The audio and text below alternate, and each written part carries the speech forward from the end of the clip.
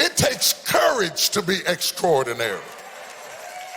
You have to have the courage to be controversial, to stand out, to be different. David was different. He is sensitive enough that you might think he was soft, writing poetry and stuff, singing songs, all creative, out there in the woods by himself dancing. Kind of strange.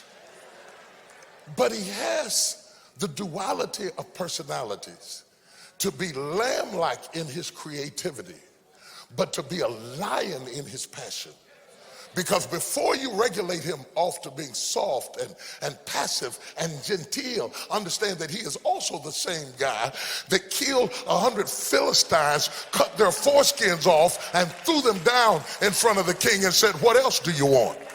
David would go off on you. He would flip out.